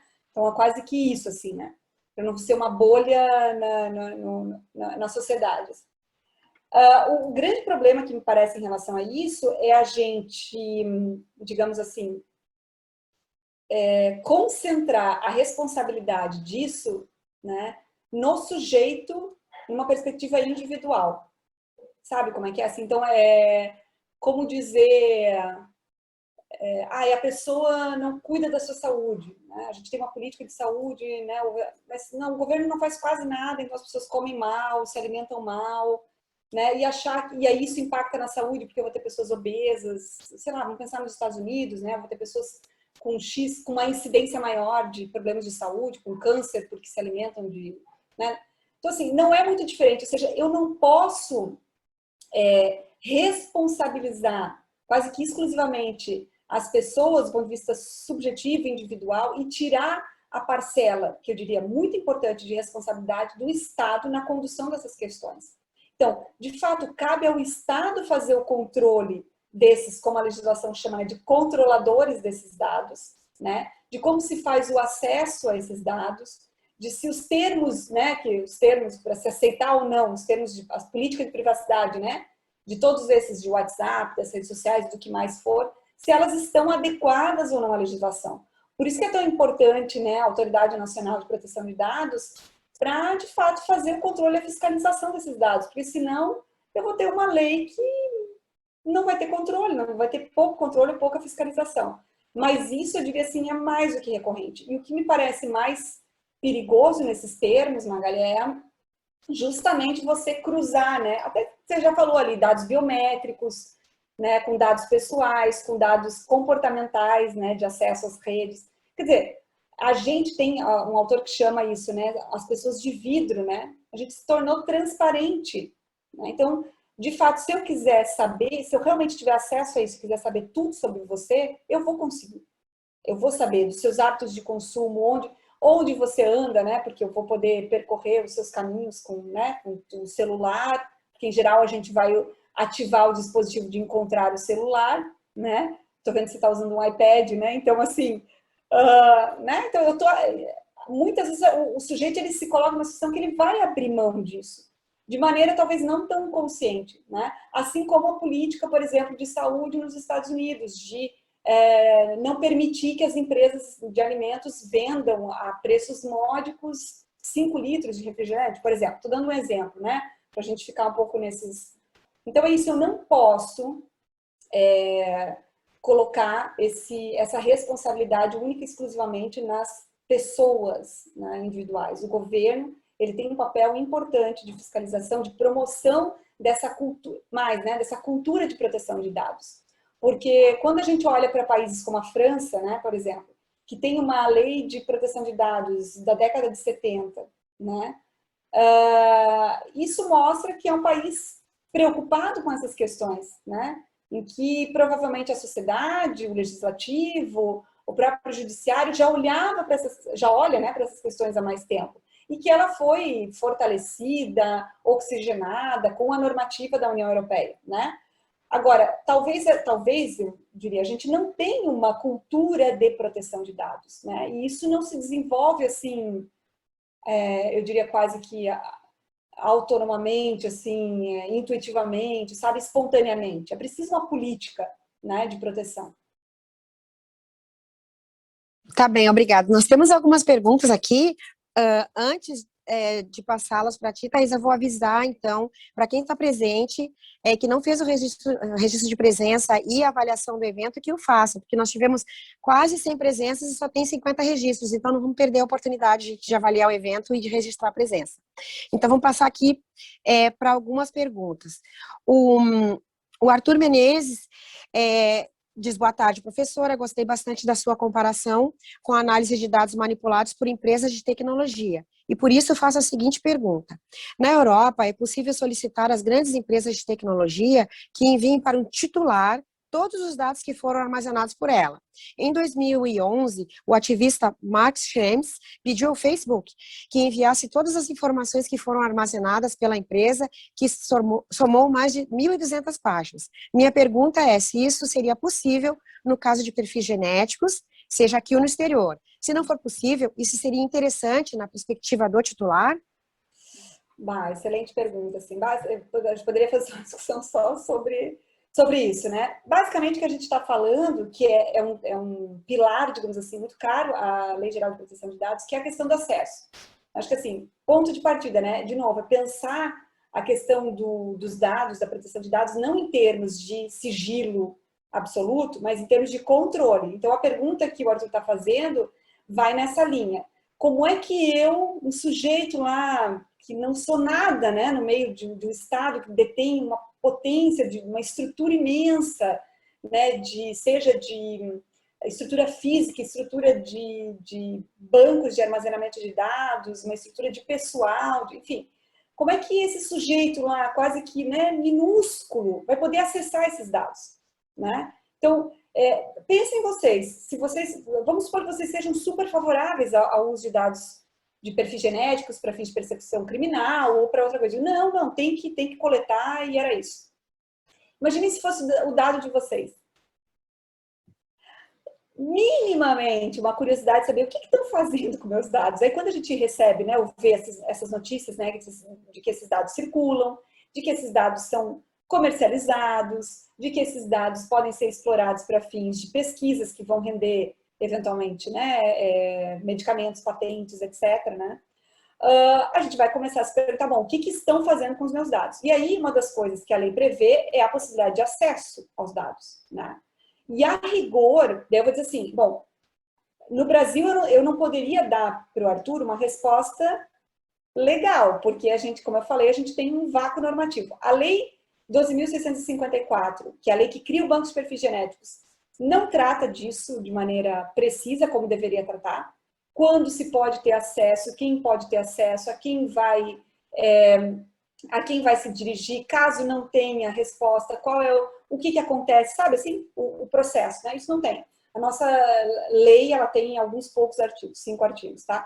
Depois o pacote anticrime fez esse cruzamento que a Magali comentou antes, né, de dados biométricos com bancos biométricos, toda essa discussão, mas a gente não tem uma resposta legal. Então, eu não poderia dizer, hoje no Brasil a gente teria esse direito. Mas, se eu fizer uma interpretação, né, sistemática, vamos lá, começar com habeas data, pensar nos princípios da Lei Geral de Proteção de Dados, eu entendo, né, e com certeza poderia e deveria solicitar o acesso e eles deveriam nos passar essa informação, né. É claro que eu vou ter... E aí, pelo que eu entendi da pergunta do Arthur, é assim, uma informação minha, né? A gente pode pensar, inclusive, pela Lei de Acesso à Informação, por exemplo, de outros dados que o Comitê Gestor do Banco de Perfis Genéticos deveria informar e que não informa nos seus relatórios permanentes. Eles apresentam relatórios permanentes, mas muitas informações não constam nesse relatório, né? Então, também pela Lei de Acesso à Informação, basicamente, eu já poderia solicitar algumas informações, mas não no caso, né, que seriam informações pessoais, pelo que eu entendi da pergunta do Arthur. Mas sim, a questão é, como a gente não tem uma legislação específica, né, a gente não tem controle sobre isso, não sabe quanto tempo vai levar, não sabe, né? Mas eu até sugeriria uma pesquisação pesquisa participativa, e fazer essa experiência. Uma outra coisa que eu acho que foi o caso Marper da União Europeia, que foi um caso importante para quem quer estudar essa questão, que condenou o Reino Unido justamente porque mantinha dados genéticos de pessoas que tinham sido absolvidas e continuavam com seus dados lá armazenados. E as pessoas ingressaram, solicitaram a retirada dos dados, esses dados não foram retirados, e aí isso foi para a Corte Europeia de Direitos Humanos e a Corte Europeia condenou o Reino Unido a retirar esses dados, a alterar a sua legislação, dizer, não pode, eu não posso ter dados armazenados ad eterno, por tempo indeterminado, não existe isso, isso é desproporcional. E aí, vejam, Reino Unido, né, mais tradicionais nesse campo, com uma legislação extremamente, enfim, sofisticada, fez a alteração. Ok, temos aqui mais perguntas, eu vou passar. A segunda pergunta, então, é do Alessandro Saraiva. Ele diz, com o lançamento de diversas informações médicas em aplicativos, em smartphones, não sabemos como nossos dados serão utilizados por empresas particulares. Até que ponto essas empresas podem fornecer esses dados para um órgão governamental de informação, por exemplo, a BIM, FBI, CIA e etc. Como impedir? Aí ele faz Não, desculpa, essa é a pergunta, então. Até que ponto essas empresas podem fornecer esses dados para um órgão governamental de investigação? A BIM e etc. E como impedir? Tá, bem, entendi. De quem que é a pergunta? É do Alessandro, né? É que eu tô vendo, Alessandro, eu gosto de achar as pessoas, não tô vendo Alessandro, mas enfim. Vamos lá. Então, assim, eu não sei bem qual que é como é que são esses aplicativos, fiquei pensando aqui. Então, são dados, eu imagino que não são dados, sei lá, de exames, eu imagino, né? Não tem dado biológico em si, né? Não tem amostra biológica, né? O que a gente tem no Brasil, assim, a gente tem no Brasil uma regulamentação sobre biobancos. É uma regulamentação que a gente chama de soft law, ou seja, não é uma lei propriamente, né? São resoluções e portarias do Ministério da Saúde e do Conselho Nacional de Saúde, de 2011, tá? São 2 documentos que vão regular isso. E esses documentos vão impedir, né, que, digamos assim, sejam bancos públicos ou privados. Então, se eu interpretar que esses aplicativos, né, que são privados, que fizeram talvez a coleta, não sei se a pessoa foi lá, fez o exame, depois no aplicativo fica a informação, se ela só põe a informação sem o exame, não sei bem como é que é. Mas vamos lá, vamos supor que ela fez o exame, está lá no aplicativo, ela insere outros dados, etc. Né? Então, assim, segundo essas resoluções e portarias, né, eu só posso criar um banco de dados com autorização da CONEP, do sistema CEP-CONEP. Eu não posso criar um biobanco, né, para fins, digamos assim, de pesquisa sem essa autorização. E aí, nesses casos, eu também não posso repassar essas informações para terceiros, tá? Isso a nossa normativa proíbe.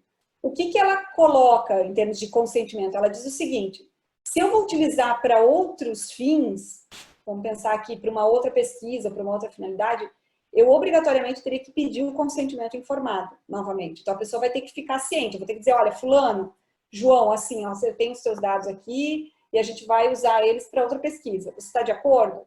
Se ele der de acordo, usa. Se ele não der de acordo, não usa. Agora, mesmo essa regulamentação, ela diz o seguinte, se eu não achar a pessoa, então eu envio para o Comitê de Ética em Pesquisa e ele decide se eu posso usar sem o consentimento dele ou não. E aí também há a possibilidade de usar sem consentimento. Né?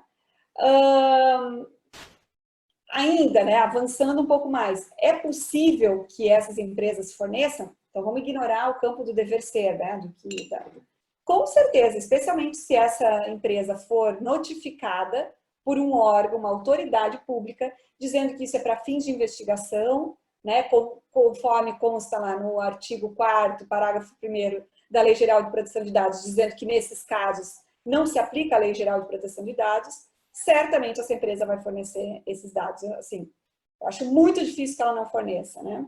E aí, como é que você controla isso, né? Então, assim, infelizmente, hoje a gente está nesse cenário, de que os nossos dados podem circular, especialmente com essa lacuna. A União Europeia, só para fechar o parênteses aqui, ela também, digamos, a normativa geral também excepciona, diz que para fins de persecução criminal não se aplica, mas ela tem uma normativa específica para fins de persecução criminal. No Brasil, acho que isso está sendo pensado, depois da Lei Geral de Proteção de Dados. Eu espero que surja uma lei muito melhor do que a gente tem hoje para esses tipos de bancos, tá? É bem provável, possível, que nos próximos anos surja uma normativa nova. Sim, a Mariana, inclusive, fez o seguinte comentário, fez uma citação: a informação hoje é um novo petróleo, do Glauco Arbix. O Fábio pergunta o seguinte: nossos dados são coletados diariamente, notadamente pelos nossos próprios aparelhos eletrônicos, no que a Lei Geral de Proteção de Dados pode efetivamente auxiliar na regulamentação da utilização desses dados pelas empresas, principalmente no compartilhamento dos mesmos com outras organizações e governos? Digamos assim, uma ferramenta que eu acho que é bacana, que enfim, né, que em tese a lei prevê, e que, claro, a Autoridade Nacional de Proteção de Dados é fundamental para acompanhar isso, né, é um relatório de impactos em relação à proteção de dados pessoais. Né? Então, eu vou ter que mencionar quais são os impactos em relação à proteção de dados pessoais. Então, esse eu acho que é um elemento importante de, como eu falei no início lá, né, de transparência, de controle, de acompanhamento social, assim, para que, de fato, tem um grau assim, de importância imenso na confiança que a sociedade tem em relação a isso, né? Senão pode se tornar, de fato, um tiro no pé. Então, acompanhamento por organizações da sociedade civil, por órgãos, governo, sei lá, pelo próprio, sei lá, Ministério Público, Defensoria. Então, existem formas também de reforçar esse controle, né? E a outra coisa é aquela ideia do privacy by design, né? De pensar, dessa preocupação de pensar, digamos assim, se aquele serviço, aquele aplicativo, aquela empresa tem, digamos assim, uma política que preveja a proteção à privacidade desde a sua concepção. Né? Então, eu teria que analisar os documentos, essas empresas teriam que disponibilizar esses documentos. Essa seria uma segunda maneira. A terceira maneira seria o acesso pessoal, né? Como na linha da pergunta que o Arthur fez, individualmente você tem o direito de ter acesso a quais dados, né? No caso do Facebook com 1.200 páginas, né? Mas é isso, da empresa fornecer quais dados armazenados sobre a sua pessoa ela tem. Né? Então essa é uma outra maneira. Eu acho que por onde que isso pode acontecer, né? Eu acho que a defensoria é um caminho que pode auxiliar, digamos, de maneira mais ampla o acesso à justiça nesses termos. Eu acho que organizações da sociedade civil especializadas em proteção de dados podem auxiliar nesses termos. E eu acho que a qualificação, né, dos técnicos, servidores e magistrados, enfim, em geral, né, do nosso sistema judiciário, qualificados nessa questão, pode também auxiliar no momento em que vão analisar casos que lidam, né, com essa questão do acesso aos dados, da correção de dados, do saber quais dados especificamente estão sendo armazenados, como eles são tratados, se estão anonimizados ou não, né? Toda essa questão. Existem documentos de guias de boas práticas também, tá? Nesse campo. É muito comum a gente ter guias de boas práticas, justamente porque às vezes as normativas são mais amplas e às vezes elas não fazem esse alcance com a população, sabe? De indicar assim, quase que um passo a passo, não só a população em geral, mas o próprio judiciário, o próprio Ministério Público, assim, os operadores do direito de modo geral, né? Advogados, para entender como é que funcionaria, né? Esses guias de boas práticas, eles são muito caracterizados por essa questão bem pragmática, assim, né? Quase que um passo a passo. Então, ter acesso a isso também e produzir isso no nosso campo ajuda bastante.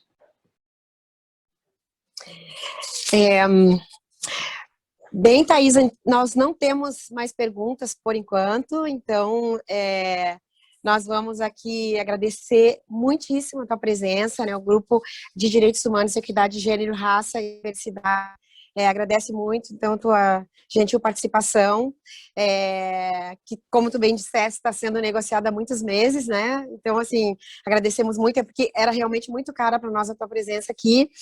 Agradecer também ao Carlos Eduardo, que ficou aí na técnica, que nos ajudou a fazer o evento acontecer. A Nayara, nossa intérprete de Libras, queremos agradecer também. A seção de comunicação social, que está fazendo a cobertura do evento. E avisar, então, que nós vamos, em breve, divulgar a programação do mês de junho, primeiro mês da visibilidade das pessoas LGBTQIA+, da Justiça Federal.